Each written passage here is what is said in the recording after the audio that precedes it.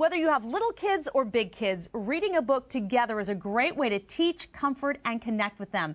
Child literacy advocate Pam Allen is here with some good choices for what to read when. That is the name of her book, and I'd like to congratulate you on winning the 2009 Parenting Resource Award. Thank you so much. It's nice to have you here. Reading in children's books in general is such an important part of our culture. How do we encourage kids to read?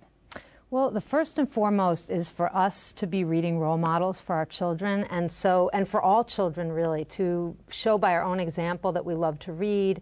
And even for those of us who maybe struggled as readers growing up and say, well, now I've got my own kids and I want them to love to read, but I have mixed feelings about reading, is to be really honest about that with your child and to say, you know what, I love reading sports pages, I love reading celebrity magazines. All of this is reading. I love reading the back of cereal boxes. I like reading a blog from a friend, so that your child can see that reading is everywhere, and then having him or her find his own path as a reader. I think they feel more open to it when they see us being real as readers in the world rather than being a little bit inauthentic.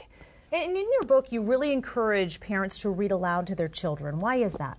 Well, I think reading aloud is the key to building lifelong readers in our children for the rest of their lives, because what we're doing is saying there are stories out there that can mean something, that can feel profound, and that I want to do that with you. Just like I love going to the park with you, or I like cooking with you, or I like playing ball with you. We're saying that reading aloud is a way to demonstrate your love for reading, but also that you're pouring language into your child and pouring story into your child. It's such an opportunity to give language as a gift to your children. And bedtime is a great time to read aloud to your children. You brought some examples here today. Tell us what you have and why you suggest these books. Well, I brought some of my favorites, books that I think work really well for bedtime reading. This one is called Kitten's First Full Moon, and it's just a darling book by Kevin Hanks about a kitten who's looking and looking. He sees what he thinks is a saucer of milk, but it's actually the moon.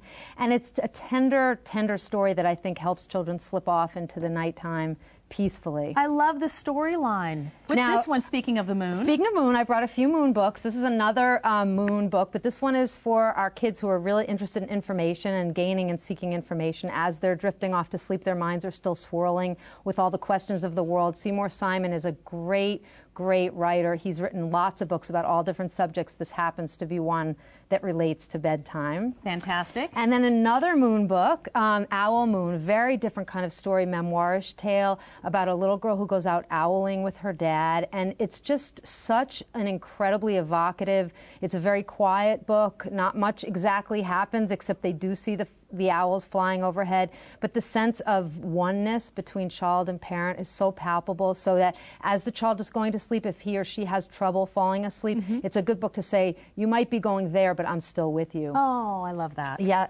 And then My Father's Dragon is actually a beautiful little chapter book. The narrator tells the story of his father, Elmer, searching for this, helping this dragon. And because it's told through the lens of the father, you know everything's going to turn out all right. So it's like exciting and dangerous, but also very comforting at the same time. And you have one more here that I really want to see and hear about. My People. Tell us about this one. This one is it's a beautiful rendering of a very famous poem by Langston Hughes, and this writer has put together photographs to match each line of Langston Hughes' poem. So for your child who loves the sound of language, or your child who would like to be exposed to the sound of language, that it's a classic poem told in a really new way. Pam Allen, there are so many wonderful ways to get your children interested in reading, and you help us through your book, What to Read When. It's been a pleasure having you on the show. Thanks for having me. Thank you for these great suggestions as well.